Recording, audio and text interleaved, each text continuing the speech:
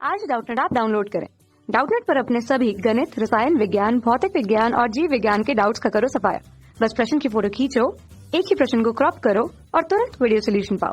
अभी डाउनलोड करें। हेलो दोस्तों, आपका प्रश्न है ए के 1.1 मोल बी के 2.2 मोलों के साथ मिश्रित करके मिश्रण को साम्य स्थापित होने तक 1 लीटर के फ्लास्क में रखा गया।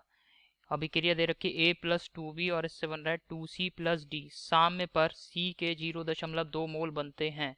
अभिक्रिया के साम्य स्थिरांक का मान है। तो चलिए इस प्रश्न को हल कर रहे हैं। यहाँ पे दोस्तों सबसे पहले जो अभिक्रिया दे रखी है इसको लिख लेते हैं a प्लस 2b और इससे क्या बन रहा है 2c प्लस डी। ठीक है, 2c प्लस डी बन रहा है। अब यहाँ पे a के मोलों की संख्या प्रारंभ में दोस्तों हमें मोलों की संख्या दे रखी है a के मोल। ठीक है, तो प्रारंभ में a के कितने मोल हैं 1.1 मोल है और b का कितना मोल है दोस्तों 2.2। कितने हैं 2.2 मोल हैं, जबकि c और d नहीं बने होंगे। अब दोस्तों मैं मान लेता हूँ साम्य पर क्या होता है a और b इनके x मोल आपस में क्रिया करके उत्पाद बना रहे हैं। ठीक है, तो यहाँ पे साम्य पर मोलों की संख्या 1.1 माइनस एक्स हो जाएगी। a के साम्य पर मोलों की संख्या 1.1 माइनस एक्स।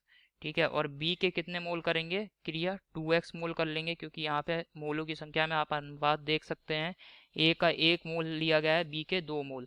तो a का अगर 1 मोल क्रिया करेगा तो b के 2 मोल क्रिया करेंगे, तो इस वजह से 2.2 माइनस 2x।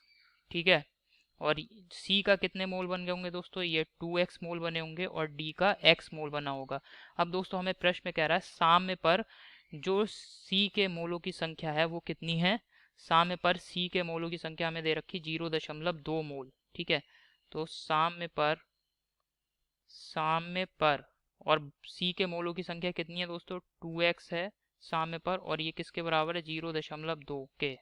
ठीक है, तो यहाँ से x बराबर क्या आ जाएगा 0.1। ठीक है, तो x का मान हमें ज्ञात हो गया, तो साम्य पर अब हम b के मोलों की संख्या ज्ञात कर सकते हैं। ठीक है, b के मोलों की संख्या NB 2.2 माइनस 2 गुणा 0.1, तो इसका मान आ जाएगा दोस्तों हल करने के पश्चात 2 मोल। ठीक है, साम्य पर, और इसी प्रकार a के मोलों की संख्या साम्य पर ज्ञात कर लें। Na बराबर 1.1 माइनस x अर्थात 0.1। ठीक है, तो इसका मोलों की संख्या कितनी आ जाएगी 1 मोल आ गई। ठीक है, और हमें साम्य स्थिरांक का मान ज्ञात करना है। चूंकि आयतन 1 लीटर है तो दोस्तों यहाँ पे सांद्रता जो होगी वो मोलों की संख्या के बराबर ही हो जाएगी, क्योंकि अगर 1 लीटर हम इसको 1 से भाग करेंगे तो कोई प्रभाव नहीं पड़ेगा। तो यहाँ पे Kc कैसे ज्ञात करेंगे साम्य स्थिरांक Kc का मान कैसे ज्ञात करेंगे d की सांद्रता, ठीक है, c की सांद्रता का वर्ग बटे इसको भाग कर दें a की सांद्रता और b की सांद्रता का वर्ग। ठीक है, a की सांद्रता और b की सांद्रता का वर्ग। तो यहाँ पे d की सांद्रता कितनी है x है और x का मान कितना है 0.1 गुणा। ठीक है, और आयतन से अगर इसको भाग करेंगे तो 1 से इसको भाग कर देंगे तो यही आ जाएगा दोस्तों। ठीक है, 2x अर्थात 0.2 का स्क्वायर।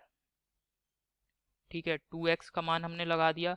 a का मान, a की सांद्रता कितनी है दोस्तों 1 मोल है और b की सांद्रता कितनी है 2 मोल।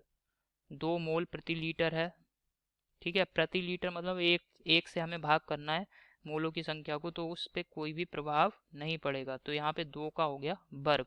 ठीक है, अब इसको हल करते हैं दोस्तों। Kc बराबर यहाँ पे क्या आ जाएगा दोस्तों 0.1 गुणा, इसको अगर हल करेंगे तो ये आएगा 0.1 गुणा 0.1।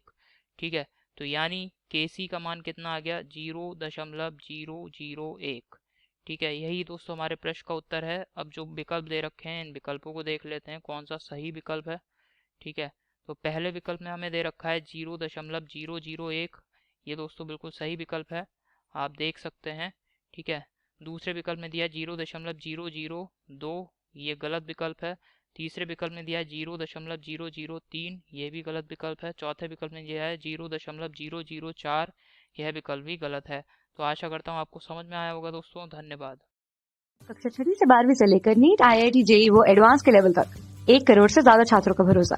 आज ही डाउनलोड करें डाउटनेट ऐप या व्हाट्सएप करें अपने सारे डाउट्स 8400 400 400 पर।